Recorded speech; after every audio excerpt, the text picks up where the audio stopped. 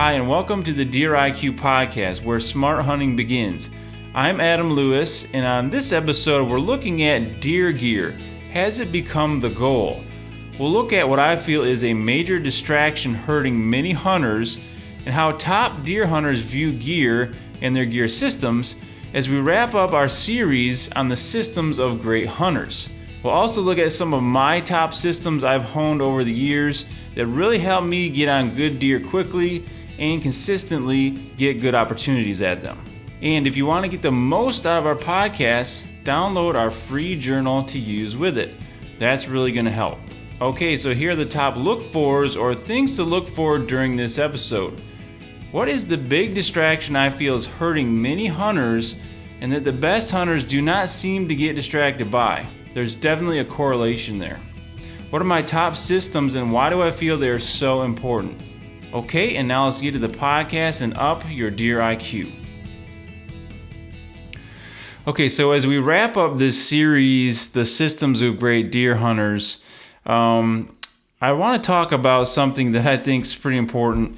And first I'll say that on this podcast, you're listening to this probably because you want to become a better deer hunter. And that's the goal of this podcast, is really looking at things, challenging us all and challenging listeners with what it takes to be a better deer hunter. And sometimes that's calling stuff out. Sometimes that's saying things that make people uncomfortable. But the goal is to, really make us analyze and think of how we can become better deer hunters. In this past series, we looked at, the systems of great hunters.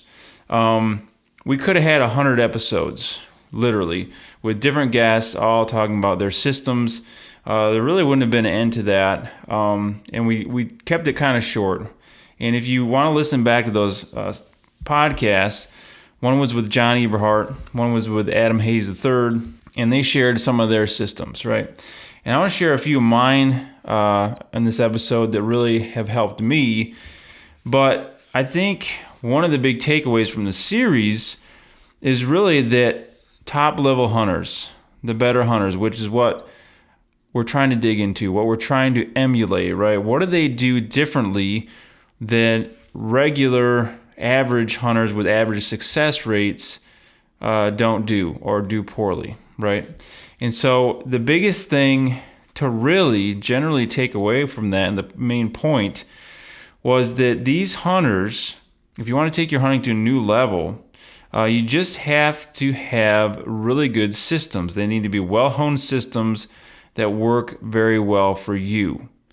And I'll link those two shows. I'll also link some earlier shows where we looked at barriers to hunters, because that really applies here too. There's a couple episodes talking about the barriers to becoming a greater deer hunter. So some of those systems discussed by John and Adam were data collection systems, scent control systems, rattling. John had a rattling system, and a system to really tell the when and where, exactly how to know when and where to hunt. And there's a lot of variables, but basically systems, how I look at systems are, these are things you put in place that once you get them in place, they start working for you and eliminate errors. Our biggest problems with hunting, the things that get in the way the most, are making errors, right? Murphy's Law. We're trying to eliminate chaos and things that could go wrong. The degree to which we can do that, we can be better hunters and have more success. And systems are a way to kind of take the thinking out of it and get the things in place that work for you. Think of it like an assembly line. There's a reason why a lot of plants use assembly lines, and it's because they just automate things. You don't have to think about it. They start working for you. And so when you're talking about deer hunting, good deer hunters also have very good, very refined systems that go to work for them. And it really ups your odds and helps you because you're not fighting things all the time. So I want to share a few of my systems, and I'll also link some blogs related to these where I go more in depth, because there's a lot to them, but I'll just kind of go generally over them here. The first one is a scent control system, or you want to call it scent management, being scent free, whatever you want to call it. There's a lot of debate on this out here, and I honestly don't know why there's so much controversy over this one. There just seems to be. But I'm only speaking from my experience with this one. So I've been hunting 32 years. The first 20 or so, I did not use any scent control. I just played the wind, so to say. And the results were predictable. Every time a deer got downwind of me, it winded me. It would snort and stomp and blow off, right? And I'd ruin my hunt. That happened every single time. And I have hundreds of data points to support that fact, right? And I'm talking, you want to talk about scientific studies. This is about as best as you can get on real deer in a hunting situation, right? So I have hundreds of data points that show me that when I just play the wind and don't use any scent management, deer get downwind of me, they smell me. About the last 12 years or so, I'd say, I started coming up with a system to help with that. And I have now hundreds of data points on deer that when they get downwind of me, they do not adversely react. They do not wind me. And in fact, a couple bucks that I shot this year were downwind of me and should have scented me. So having a scent control system is really huge because it allows you to do several things. When you just play the wind, this is important. When you just play the wind and the wind's always in your favor, it's never in a good situation for a mature deer to move. Mature deer like to have the wind in their favor. And if you're always playing it so it's in your favor, you're really decreasing your odds to see these mature deer because they're not going to feel comfortable to do it because the wind is not to their benefit. You're also discounting, when you just play the wind, you're discounting scent you leave on the ground, that's very important too, is eliminating that. So you really need a system to minimize your scent, and you can do it. It's just very meticulous. You have to be very, very meticulous about it. And so I'll just give an overview of mine, what it takes. And again, I'll link, there's a blog I wrote about it that kind of details it. But first of all, it includes washing all your gear, not only hunting gear, but let's back up and let's talk about clothes, just general clothes you wear in scent-free detergent.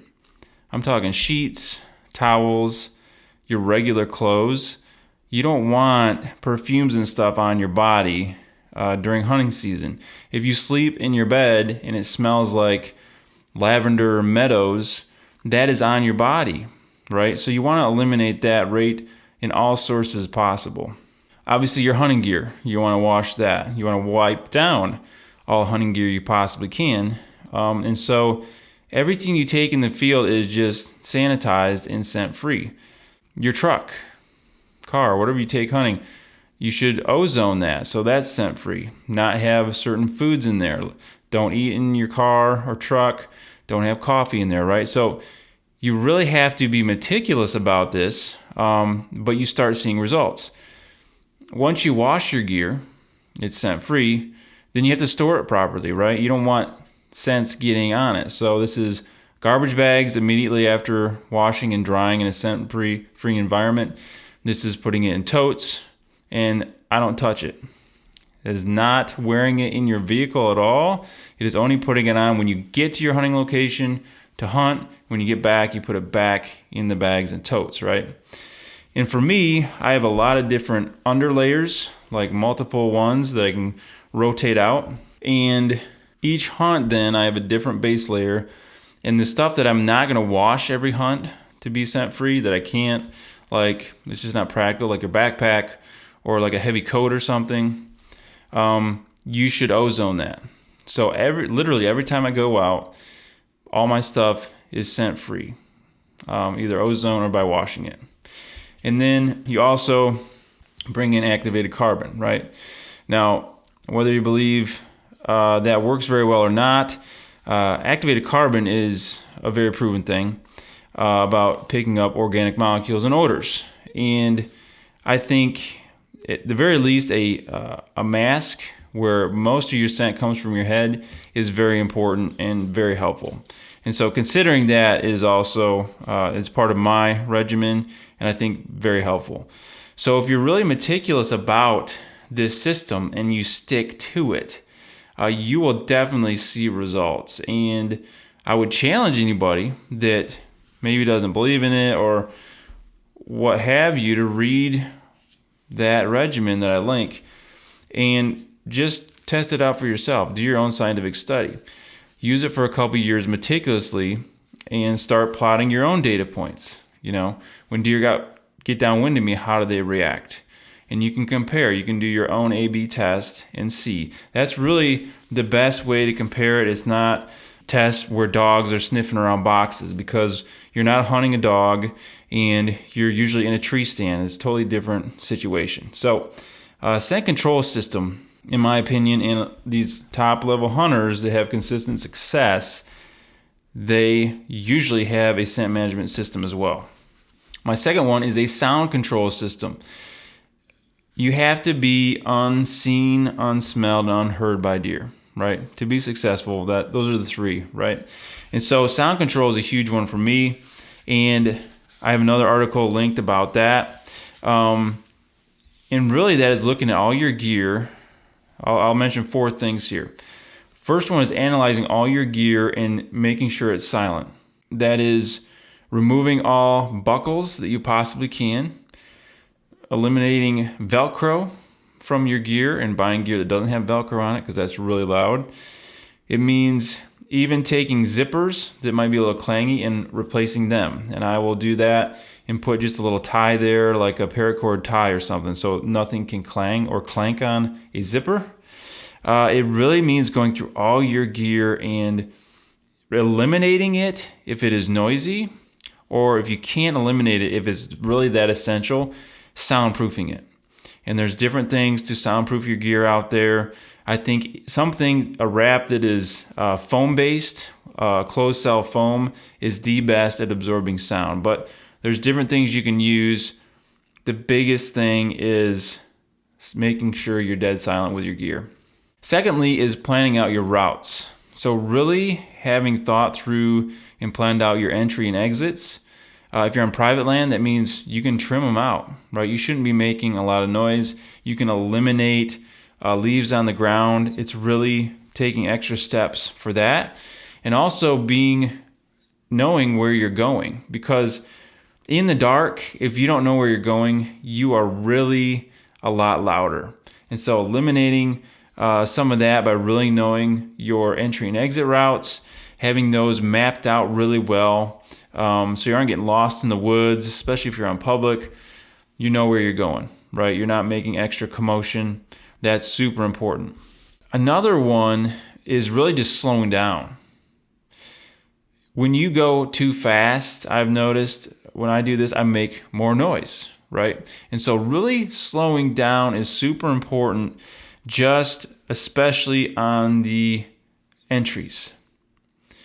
Entries, let's say in the evening, and I'm sneaking in somewhere. Maybe it's close to a bedding area.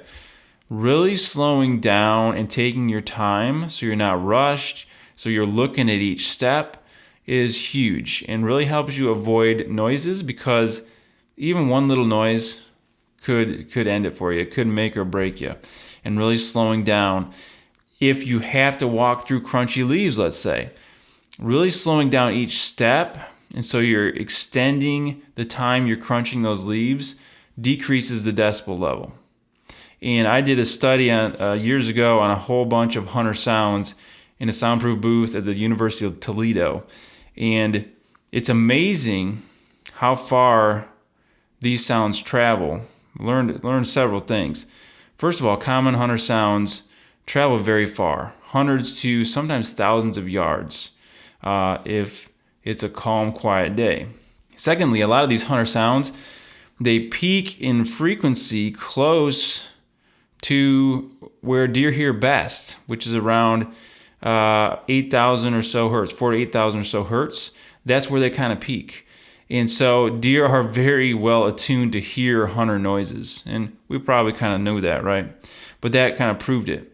And then also, a lot of hunter noises make sounds and frequencies above what we can hear, but that deer can hear, because deer can hear much higher frequencies than we can. So there's some frequencies that we're making we don't hear that deer can hear as well. And so deer are very well attuned to sound, so really paying attention to that is super important. Slowing down and giving yourself enough time to get in somewhere really helps you. If you're rushed, you're going to make mistakes. So give yourself enough time, slow down, and you will really decrease the amount of noise you make. And lastly, with the sound control, is just making the decision that you're not going to make noise, right? Not allowing yourself to make noise. Because a lot of times I think we expect deer to forgive us for mistakes we make. The deer don't care, right? The deer are trying to stay alive. So any noise can kill you. You got to decide that you're going to do whatever it takes to eliminate all noise. So that's a huge one for me, is just the sound control. And again, I'll link that one, the article to that. You can read about it a little more below. Another one, Adam Hayes mentioned this one too. Another one is data collection system. How are you collecting data? Scouting, it could be on foot scouting, trail cameras, using maps and apps to scout, right? Glassing in the summer. Having a system in place so you can collect this data to help you make decisions is huge, and also a system in place that doesn't overwhelm you. Like, how are you going to manage all these trail cameras, all this data you're getting in? How are you going to manage that for yourself so it's not overwhelming? And so also you don't waste time and can really focus on what it's intended for, which is to make a decision, right? To help you make the best hunting decisions. So having a system in place to collect it, to organize it, and analyze it is super, super important. 4, for me, is what I call a hunt decision system.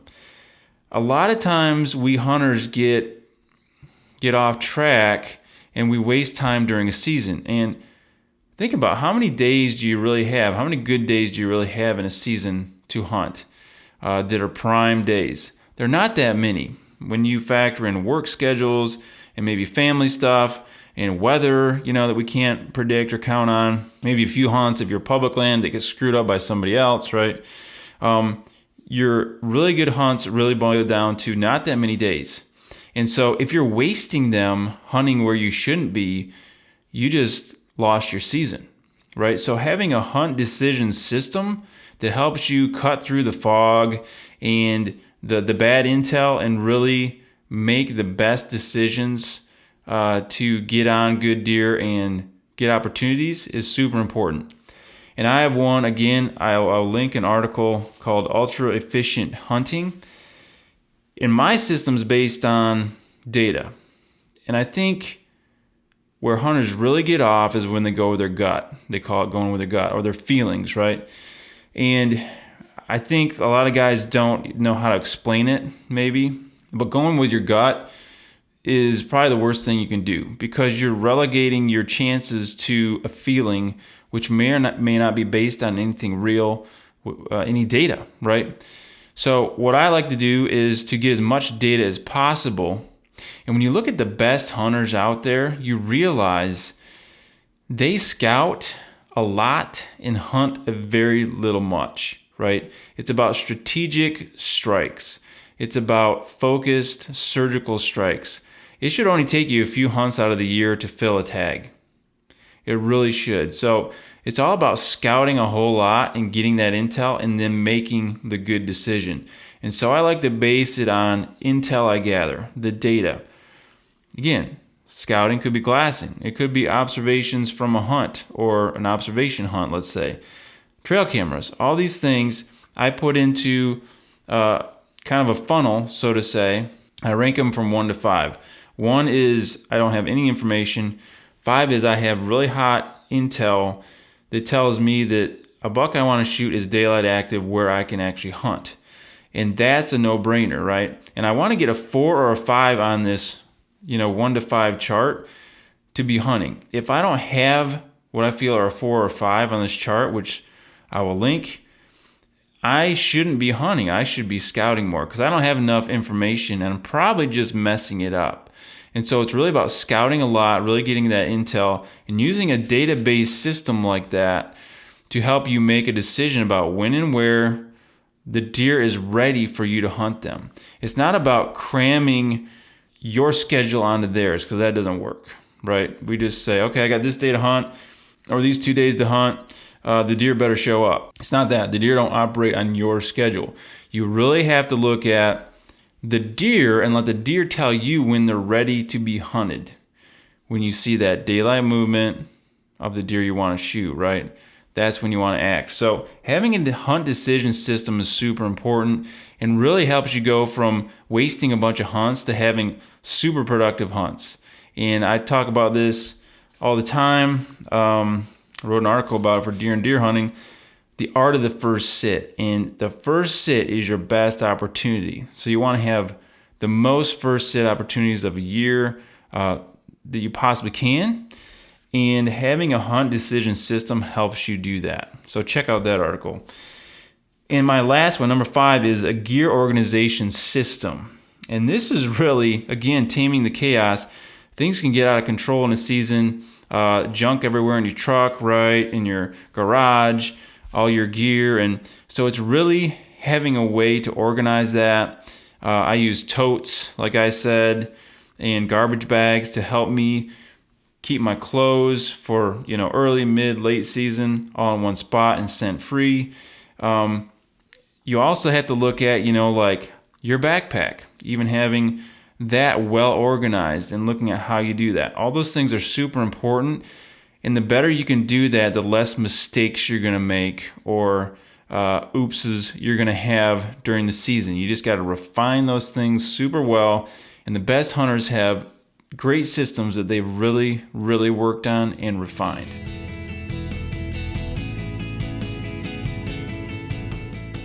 Okay, here's your high IQ moment. Have you ever felt disorganized, a bit chaotic, or got to the stand or blind and realized you left something important in the truck or at home? We all have been there, and this is a result of most likely not having a good system in place, namely a way to organize your gear and prep for the hunt. So I have a challenge for you. Try really focusing on your hunt prep system. Think about what you have to pack and get ready before the hunt, and take the time to do this at home before you get to the hunting location. For example, what needs to be in your backpack and in what order, and actually pack this all beforehand.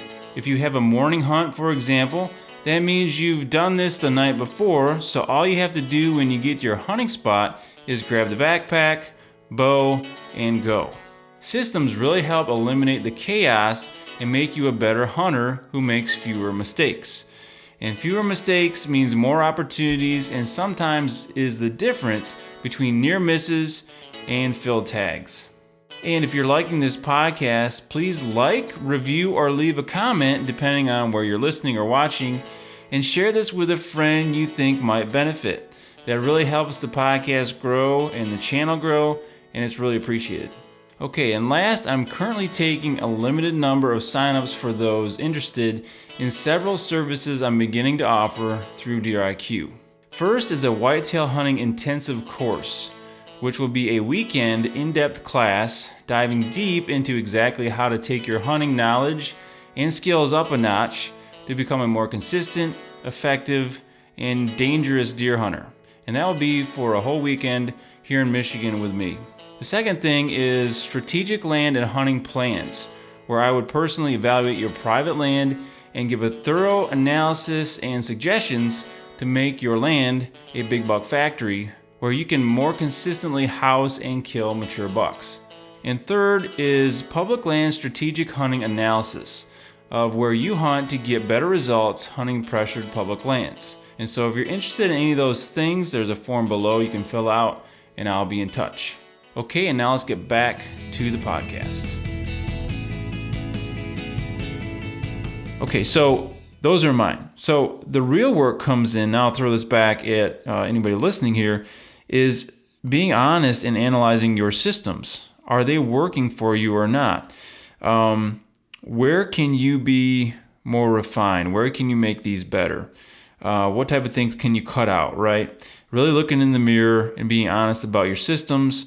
Maybe you don't have any, or maybe yours are just kind of loose and sloppy. How can you make these better? And really being honest about that. One simple test you can run, I'll call the oh shoot test, is this. How many times do you go out hunting during a year where you get out there and something happens and you think to yourself, oh shoot? This is telling you that your systems are not refined enough. You want to get it to the point where you have little to no mistakes, right? You have all your gear organized, it's in place, everything's running smoothly. You want to have no oh shoot moments. And so backing up and really getting systems in place so they're running really smoothly. And from the day one of the season, like the first day, you should have these all in place because you've been doing these since the summer and that's been your dry run. And so day one, when it really counts, you're all set. Okay, and last, I'm going to kind of dig deep and maybe, step on some toes here, but I think this is important to really think about. And answering the original question I came with, which is, deer gear, has it become the goal? I see this a lot on social media, and I'm just going to call some of us out here, which is the best hunters. So I'm going to contrast the best hunters, the ones we're trying to be like, right, or we're trying to become, versus, average hunters, normal hunters, like most of us. The best hunters know that gear is just a tool. That's it. It is just a tool. They just pick the best tool for the job, and that's why they use it. They don't get obsessed with any particular sort of gear. They're just looking for the best tool, refining the best systems, and they're going with that, right?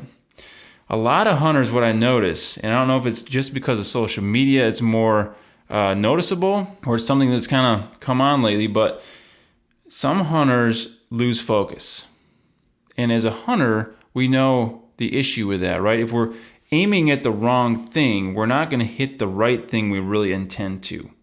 And a lot of hunters, I've noticed, it is easy, and a lot of hunters get distracted and start making the gear the goal. They get kind of obsessed or focused on the gear. And name any gear you want to. I'm not going to go into detail about that, but they start getting focused on the gear instead of the main goal, which I'm going to assume for people listening to this podcast, is to shoot a certain deer or the type of deer we really want to, right? And by focusing on the gear, we kind of get distracted. So let me give you an example of this. So let's say you wanted to build a house and you wanted to hire the best contractor. So you started searching around, you found a contractor, and you started doing some research into him. You look at his social media, you set up a meeting with him. And you notice something really odd, and that is that this contractor keeps posting pictures and selfies, and he just can't shut up about his hammer. Like he's like obsessed with his tool, his hammer. And that's super odd, right? You would want a top-notch home builder that was focused on the outcome, right? I'm going to make you this awesome house. It's going to be solid. We're going to do this to get there, but they're going to be focused on the outcome, not focused or obsessed on some sort of tool, right? And you'd also expect him to pick the best tool for the job. Not every tool is for every job, right? A hammer for certain things, a saw for certain things, a screwdriver for certain things. You get the picture, right? And so in hunting, a lot of times it seems like we get focused on the wrong things for whatever reason. And it's important that we really analyze that and think about, is our focus off? Because we won't hit our goal if our focus is off. The right question to ask is, when you go to grab for gear, is why? Why am I choosing this versus this gear for this particular situation? If you can't answer that question honestly, or if you answer it and you kind of feel like I'm just doing it because the other guys are doing it, okay, that's the wrong reason to do it. Why are you doing it? It should totally be focused on, this is going to be the best tool for the job and give me the best result. That's what top hunters do. And let me show the mental difference here. The best hunters focused on results, not gear. Great hunters say, what's my goal? What's the best tool for the job? How can I refine my tools or systems to help me reach my goal? Which for them would probably be shooting a big buck. Novice hunters say something like this. I like this tool. I think it's cool. I'm going to make it work for any job and hopefully reach my goal. And then I might take a selfie along the way. Okay, so be real honest about, are you making the gear the goal? Or like, again, top level hunters, are you focused on results and just picking the right tool for the job to get it done? Okay, and now for your high IQ takeaways and challenges. Are you focused too much on gear? How are you off, and how can you correct course and your focus? What systems do you know you need to hone? When will you do this specifically, and how can you improve them? And sign up for our newsletter so you don't miss any of our best and new content. And I'll see you on the next Deer IQ podcast, where I'll break down my hunts from this past year, what I learned, the good and the bad. You won't want to miss that, and I'll see you then.